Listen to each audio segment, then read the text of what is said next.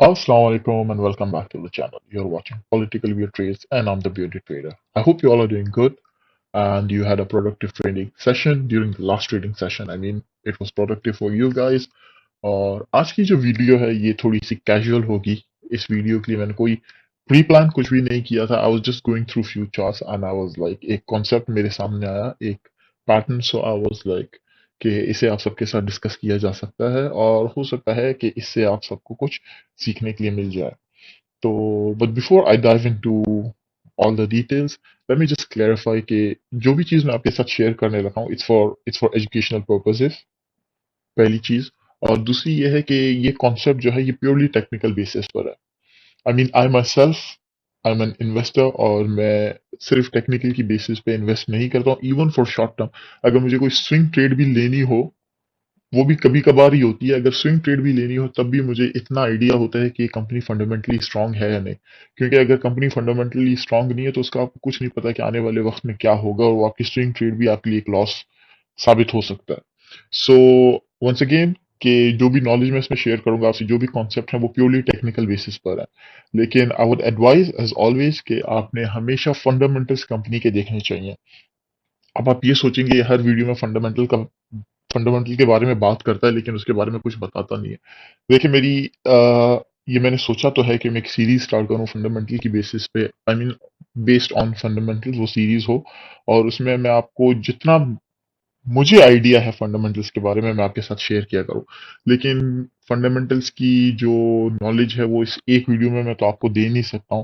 लेकिन चले मैं आपके लिए बहुत आसान करके उसे एक सेंटेंस में आपको एक एक सवाल के तौर पर मैं उसे पेश करता हूं कि आपने किसी भी कंपनी में इन्वेस्ट करने से पहले एक ये सवाल अपने आप से पूछना है कि क्या ये कंपनी जो है ये एक वैल्यू क्रिएटर है या वैल्यू डिस्ट्रॉयर है। अब आप बोलेंगे कि इसका जवाब कहाँ से मिलेगा कि ये वैल्यू क्रिएटर है या वैल्यू डिस्ट्रॉयर है। तो उसके लिए आपको अपने आप से फिर ये पूछना पड़ेगा कि क्या इसका कॉस्ट ऑफ कैपिटल जो है क्या वो रिटर्न ऑन कैपिटल से कम है या ज्यादा है। अगर इसका आंसर आपको मिल जाए तो आप उसमें इन्वेस्ट कर सकते हैं। नॉर्मली कंपनीज यही करती हैं, वो कोई भी प्रोजेक्ट लगाने से पहले या किसी भी प्रोजेक्ट में इन्वॉल्व होने से पहले वो देखती हैं कि कॉस्ट ऑफ कैपिटल जो है वो कितना है और cost of return on capital जो है वो कितना है। अगर return on capital cost of capital से ज्यादा है तो वो इन्वेस्ट करती हैं और अगर उससे कम होता है तो देयर इज नो पॉइंट। अब इसकी मिसाल मैं अगर आपको दूं तो लेट्स से कि आपने एक बिजनेस स्टार्ट करना है, कोई भी बिजनेस कह रहे हैं, लेट्स से कि एक फ्रेंच फ्राइज का बिजनेस आपने स्टार्ट करना है, ठीक। तो आप उसमें 20 रुपए अपनी जेब से लगाते हैं, इक्विटी हो गई। और बाकी के जो 80 रुपीज है, 80 रुपए वो आप बैंक से लोन लेते हैं, ठीक। और बैंक ने आपके साथ जो टर्म्स एंड कंडीशन रखी है वो आपको 8% पर ईयर आपने बैंक को इंटरेस्ट में देना है। तो 8% 80 रुपीज का कितना हो जाता है, 8 रुपीज, ठीक। तो अब आप जब वो बिजनेस लगाएंगे तो आपने लाजिम 8 रुपए से तो ज्यादा कमाना ही है, क्योंकि 8 रुपए जो है वो तो आपका कॉस्ट ऑफ कैपिटल हो जाएगा।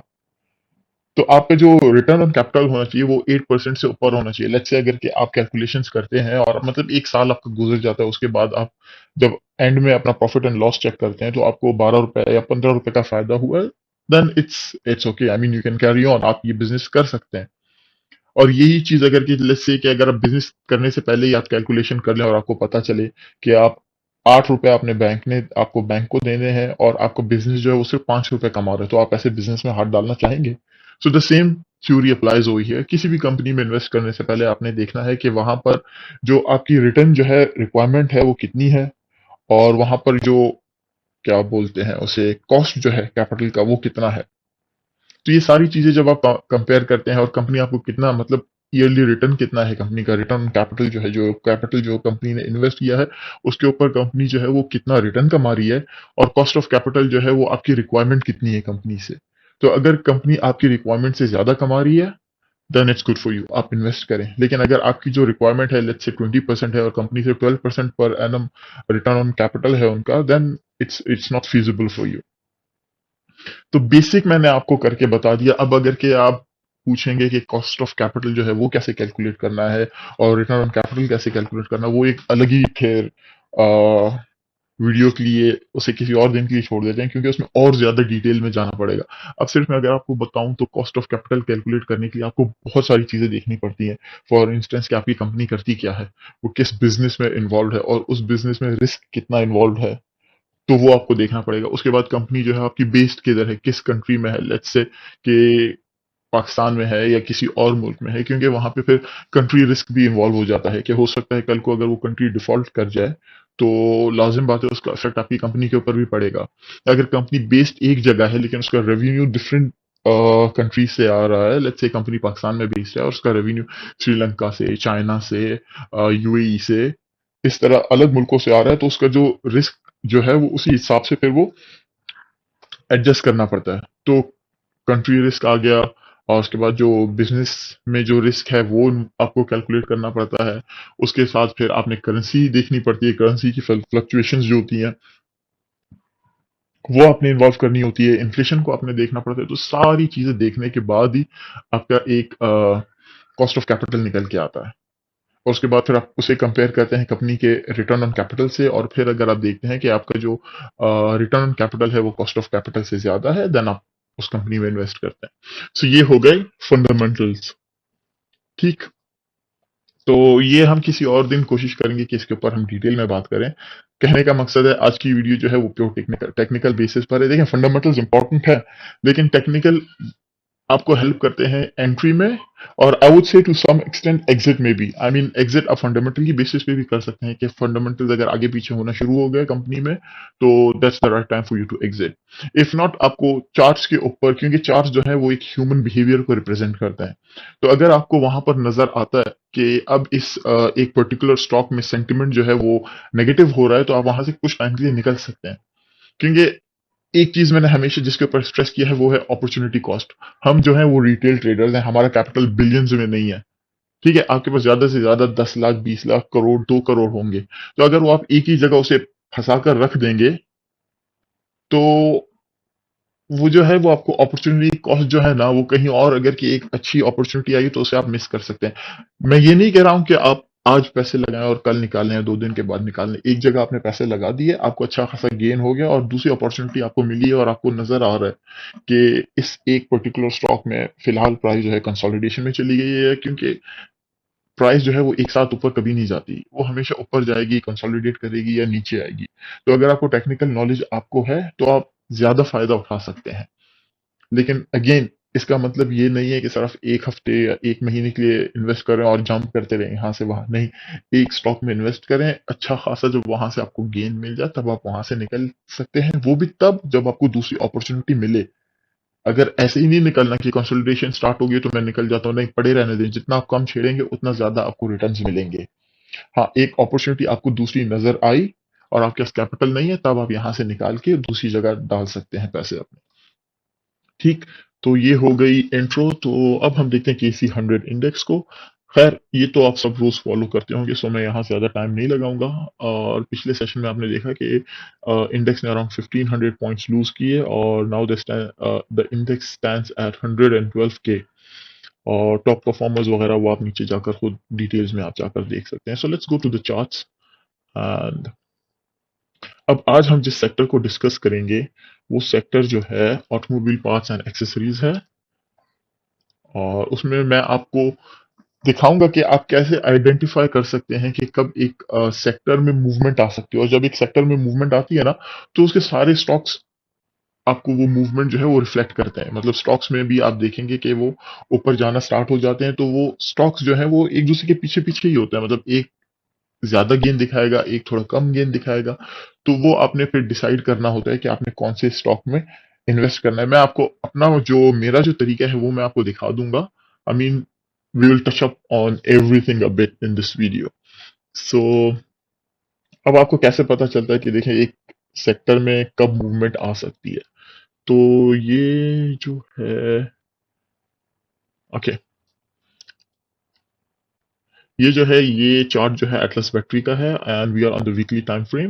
एंड अब देखें, मैं आपको जो ये जो चीज बताने लगा हूं वो, okay, much better now. Okay, so इसे देखने का देखें काफी लोगों का अलग अलग पर्सपेक्टिव से लोग इसे देख रहे होंगे। किसी को यहाँ पे नजर आएगा, where is the tool, me just find the tool first.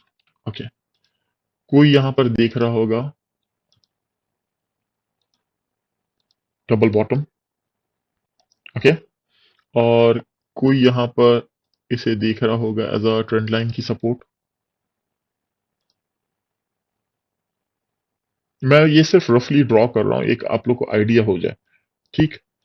किसी को यहाँ पर ट्रेंड लाइन की सपोर्ट दिख रही होगी, जैसे आप देखें ट्रेंड लाइन जो है यहाँ पर कितनी बार प्राइस ने आकर यहाँ से सपोर्ट लिया, तो कुछ ने यहाँ पर एंट्री की होगी, कुछ ने ये डबल बॉटम देखकर एंट्री की होगी कि डबल बॉटम बन गया है यहाँ पर, और कुछ लोग वेट कर रहे होंगे कि ये नेकलाइन ब्रेक होने का, इसी डबल बॉटम का।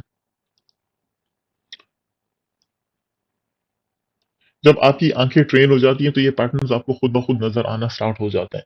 अब मैं जब इस चार्ट को जब मैं देख रहा था तो मुझे इन सब चीजों को मैं डिलीट कर देता हूँ। ये सिर्फ बताने का मकसद था कि आप इसे कितने अलग अलग पर्सपेक्टिव से देख सकते हैं अपनी एंट्री लेने के लिए। तो मैं जब इसे देख रहा था तो मुझे यहाँ पर जो पैटर्न नजर आया था, let me just draw it for you guys, and ये मैं टूल्स में हमेशा कंफ्यूज हो जाता हूँ। Okay, much better. सो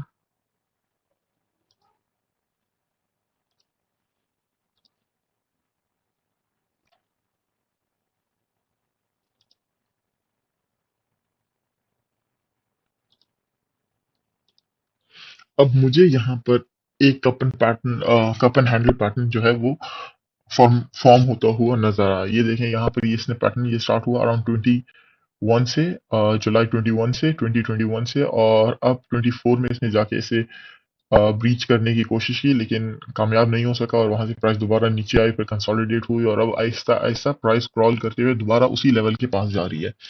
अब ये एक स्टॉक मैंने आपको दिखाया। अब इसी तरह हम आते हैं एक और स्टॉक पर जो इसी सेक्टर में है, उसमें भी देखें, ये स्टॉक मैं पहले भी अपनी वीडियोस में डिस्कस कर चुका हूँ। यहाँ देखें, यहाँ पे भी कप एंड हैंडल की फॉर्मेशन हो रही है, ठीक। तो ये, अब आपको इस सेक्टर में जब मूवमेंट नजर आएगी ना तो आप देखेंगे इत्तेफाक से ये जितने स्टॉक्स जो होंगे ना, जो इस पैटर्न को फॉर्म कर रहे हैं, वो अपने ब्रेकआउट के करीब होंगे। तो वो टाइम होता है आपने डायरेक्ट जंप करने का। अब ये जो टाइम है ये आप एनालाइज करके इन्हें अपनी वॉच लिस्ट में रख सकते हैं, और जैसे ही आपको इसमें मौका मिले या आपको अपॉर्चुनिटी नजर आए, that's the time to jump in. अच्छा माजरत, ये ब्लूटूथ मेरा हेडसेट जो था वो डिस्कनेक्ट हो गया था। Let's continue again. तो बात हो रही थी कि अगर आपने अपॉर्चुनिटी कॉस्ट की, अगर आपने अपना पैसा यहाँ पर 2000 लेट्स से लोएस्ट पॉइंट पे आपने इन्वेस्ट किया होता 2019 में, तो आपको 2021 तक थोड़ा सा गेन मिल चुका होता, अराउंड 100 से 600। तो अच्छा खासा गेन है, इतना कम भी गेन नहीं है। लेकिन अगर आप इसे छोड़ दिया होता आपने कि बिल्कुल मुझे छेड़ना ही नहीं है इसे, तो देखें प्राइस दोबारा 600 से गिर गिर कर कहाँ तक आ गई, 189 तक, ऑलमोस्ट 200 तक प्राइस आ गई। तो ये जो है आपको जो प्रॉफिट था वो भी यहाँ पर चला गया, और अपॉर्चुनिटी अपॉर्चुनिटी कॉस्ट जो थी वो भी आपने बेयर करनी पड़ी। अपॉर्चुनिटी कॉस्ट कैसे, अब इस टाइम पर हो सकता है इंडेक्स के अंदर कोई और स्टॉक हो जो एक ब्रेकआउट पर हो, जिसमें एक अच्छी मूवमेंट आनी हो, तो आप यहाँ से निकल सकते थे और आप वहां पर उसमें जंप इन कर सकते थे। अब निकलने की जो क्या इंडिकेशंस होती है एग्जिट की, वो हम किसी और वीडियो में डिस्कस करेंगे, वरना टॉपिक बहुत एक्सपेंड हो जाएगा हमारा। तो खैर, इस स्टॉक में भी आपने देखा कि कप एंड हैंडल की फॉर्मेशन हो रही है। और जो तीसरा स्टॉक है वो है पैंथर टायर्स। पैंथर टायर्स में भी आप देखें तो अब मैं यहाँ पर कप एंड हैंडल आप कहेंगे कि यहाँ से क्यों नहीं ड्रॉ किया और यहाँ पर ये हैंडल बन गया। उसकी वजह ये है कि जब भी आप कप बनाए ना, तो कप से पहले एक अप ट्रेंड होना चाहिए। वो एक ज्यादा स्ट्रॉन्ग पैटर्न की इंडिकेशन होती है, ठीक है। अब यहाँ से अगर कि मैं ड्रॉ करना स्टार्ट करूं तो यहाँ पे कोई अप ट्रेंड नहीं था, यहाँ प्राइस ऊपर से नीचे आ रही थी, डाउन ट्रेंड था यहाँ पर। तो इसीलिए I would start from here and I will go all the way over here and this would be my bottom. और कप जो है वो हमारा यहाँ पर बनेगा, और इसका बॉटम तकरीबन हम लगा लेंगे यहाँ तक फॉर नाउ, ठीक। ये पैटर्न थोड़ा सा छोटा है क्योंकि इसकी फॉर्मेशन आप देखें तो 23 से स्टार्ट हुई है, तो ये सिर्फ 1 साल है, और बाकी दो में अगर आप जाके देखें तो करीबन 3 से 4 साल है। तो जितना टाइम लेगा पैटर्न फॉर्म होने में, उतनी ज्यादा उसकी मूवमेंट आएगी in the upwards direction when it goes through the breakout stage, right. So अब यहाँ पे भी देखें एक पैटर्न, वही सेम हैंडल जो पैटर्न था वो बन रहा है, और इसमें भी हम मूवमेंट कब देखेंगे, जब ये लेवल जो है नेकलाइन जो है ये ब्रेक होगी। तो आपने देखा कि 3 डिफरेंट स्टॉक्स हैं एक ही सेक्टर में और उनमें एक आपको सेम चीज़ नज़र आ रही है। तो इन तीनों में से किसी एक में भी जब ब्रेकआउट आया तो आपके लिए वो एक इंडिकेशन है कि इस सेक्टर में मूवमेंट आने वाली है और फिर आपने डिसाइड करना है कि आपने इन 3 में से किस में इन्वेस्ट करना है। अब बाकी भी आप जाके चेक कर सकते हैं, लेकिन मेरी वॉच लिस्ट में ये 3 थे तो मैं आपके साथ वो 3 ही शेयर कर रहा हूँ। और अब इन 3 का तो आपको पता चल गया। अब इन 3 में से आप कौन से में इन्वेस्ट करेंगे उसके लिए आप फिर फंडामेंटल्स का सहारा ले सकते हैं। फंडामेंटल्स के लिए लेट्स स्टार्ट। अब मैंने आपको स्टार्टिंग में बता तो दिया कि फंडामेंटल्स आपने अगर के देखने हैं तो किस तरीके से आपने देखने होते हैं, लेकिन अगर कि किसी के पास टाइम नहीं है और वो सिर्फ यहाँ जो अवेलेबल जो डाटा है आप इसके थ्रू अगर के फंडामेंटल्स को जज करना चाहते हैं, then I just give you like 2-3 pointers that you can keep in your mind. सबसे पहले तो आप आके इसकी फाइनेंशियल्स देखें, ठीक है, और ईयर ऑन ईयर ग्रोथ देखें। सेल्स में ग्रोथ होनी चाहिए, प्रॉफिट में ग्रोथ होनी चाहिए। फिर ईयर ऑन ईयर देखें तो हम 2020 से इसका रेवेन्यू जो है वो ग्रो कर रहा है, ठीक। 23-24 में थोड़ा सा फर्क आया है, लेकिन ऑल इन ऑल हम कह सकते हैं कि इसका जो सेल्स है वो अपर्स डायरेक्शन में है। और इसी तरह अगर आप इसके प्रॉफिट्स देखें तो नेगेटिव से फिर ये पॉजिटिव पॉजिटिव पॉजिटिव इस तरह। सो ये जो मैंने एनालाइज किया था, आई mean I haven't gone deep into it like layer by layer देखना कंपनी को, बट ओवरऑल मैं कहूंगा कि ये एक ओकेश कंपनी है। I mean it's not that bad, it's just okay. तो रेवेन्यू देख लिया आपने, सेल्स देख लिया आपने। अब आ जाए आप परफॉर्मेंस पे। परफॉर्मेंस में देखें, मैं आपको हर एक को तो मैं डिटेल में एक्सप्लेन नहीं कर सकता क्योंकि वीडियो बहुत लंबी हो जाएगी। तो लेट मी जस्ट एक्सप्लेन। एक तो देखें, है तो सारी चीजें इंपॉर्टेंट है। ग्रॉस प्रॉफिट मार्जिन ये इंपॉर्टेंट है इसका। यहाँ से आपको पता चलता है कि कंपनी के पास प्राइसिंग पावर है या नहीं है। अब ग्रॉस प्रॉफिट अगर के मैं आपको एक्सप्लेन करूं तो ये है जो कॉस्ट है उनकी, कॉस्ट ऑफ सेल्स जो है, ठीक। जो डायरेक्ट कॉस्ट जो होती हैं उनको अगर आप डिवाइड करते हैं टोटल रेवेन्यू से तो आपको ग्रॉस प्रॉफिट मार्जिन मिल जाता है। अब ग्रॉस प्रॉफिट मार्जिन आप कैसे बढ़ा सकते हैं, कंपनी कैसे बढ़ा सकती है? या तो वो अपनी एफिशिएंसी को इंक्रीज करे कि उसका जो खर्चा आ रहा है वो डायरेक्ट प्रोडक्शन में, तो वो खर्चा कम कर लेगी तो उसका ग्रॉस प्रॉफिट मार्जिन बढ़ जाएगा। और दूसरी चीज जो है वो let me just look at it again. Gross profit margin, right? Company's core operation excluding the fixed costs. Okay, ये जो है, ये जो मेन जो प्रोडक्शन में जो उसके जो I mean I just wanted to go through it again so that I don't miss out anything. ये जो उसके डायरेक्ट कॉस्ट जो होती है ना प्रोडक्शन में, लेट्स से कि अगेन आपके फ्रेंच फ्राइज के जो बिजनेस है हम उसकी एग्जांपल लेते हैं। सो आपको जो मटेरियल्स खरीदने पड़ते हैं, जैसे आपने उसके लिए आलू लिए और उसके लिए ऑयल जो आपने लिया था और सॉल्ट वगैरह केचप, ये जो है ये डायरेक्ट कॉस्ट है।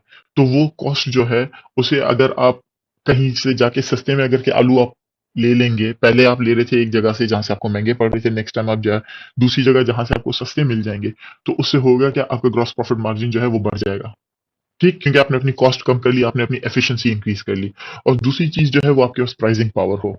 अब पूरे अगर के लेट्स से कि अगर पूरे शहर में आलू है ही नहीं और सिर्फ आपके पास ही आलू है और सिर्फ आप ही फ्रेंच फ्राइज बना रहे हैं, तो आप जितना चाहें उसकी प्राइस जो है वो डिमांड कर सकते हैं। फॉर श्योर आप अभी आप फ्रेंच फ्राइज को गोल्ड की कीमत में तो नहीं बेच सकते, लेकिन आपके पास प्राइसिंग पावर हो जाएगी, जैसे एप्पल के पास है। अपने प्रोडक्ट्स को वो जो प्राइस वो मतलब वो हर साल प्राइस इंक्रीज करते हैं और लोग वो प्राइस देने के लिए रेडी हैं क्योंकि वो स्टेटस सिंबल बन चुका है। तो उनके पास प्राइसिंग पावर है। तो इन दो चीजों से आपकी कंपनी जो है वो अपनी प्राइसिंग पावर को जो है प्राइसिंग पावर को और अपनी एफिशिएंसी को यूज करके ग्रॉस प्रॉफिट मार्जिन अपना जो है वो बढ़ा सकती है।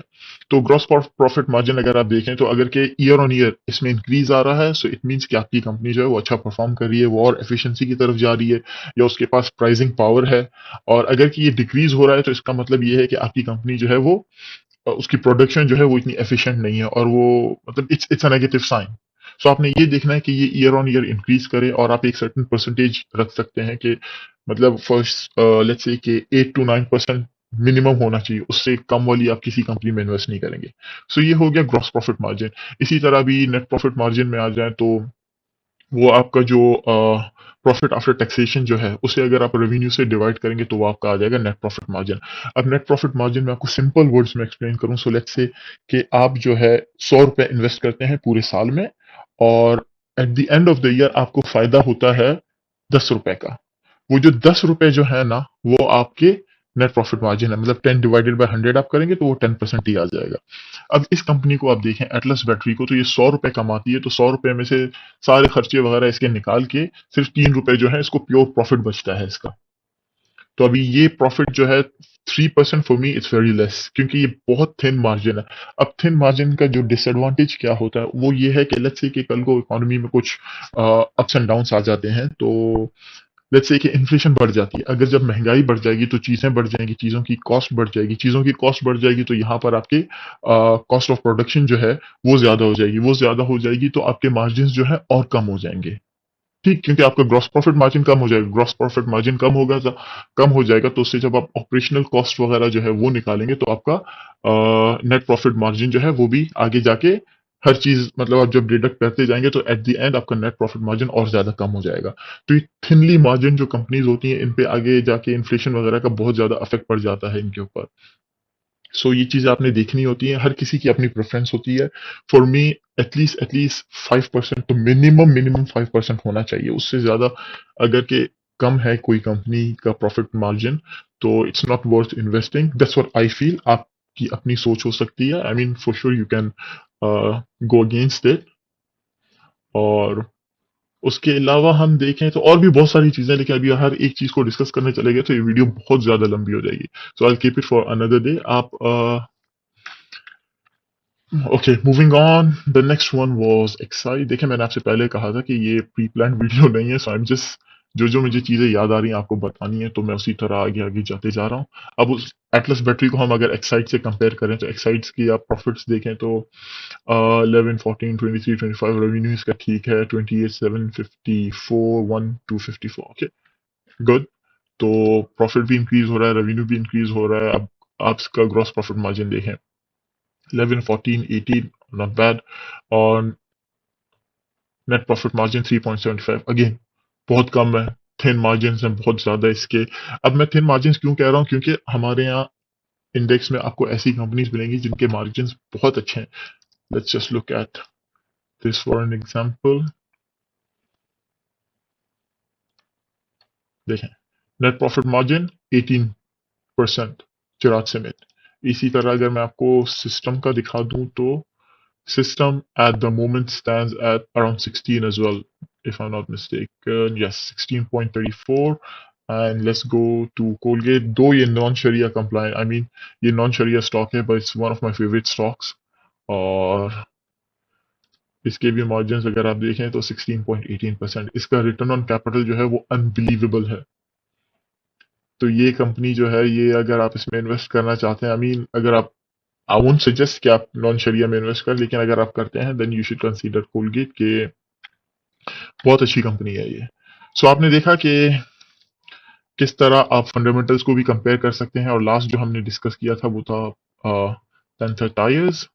और पैंथर टायर्स को अगर के देखा जाए तो इसके नेट प्रॉफिट मार्जिन 0.79 है, उसको तो आगे देखने की भी जरूरत नहीं है आपको कि इतने थिन मार्जिन के साथ ये कंपनी ट्रेड कर रही है। हाँ, फंडामेंटल्स में अगर आपको ये एक अच्छा ब्रेकआउट दे दे तो आप उसमें फॉर शॉर्ट टर्म आप उसमें एंट्री ले सकते हैं, लेकिन उसके फंडामेंटल्स को ट्रैक करते रहें। हो सकता है इसके फंडामेंटल्स में इंप्रूवमेंट आए, then you can hold on to it.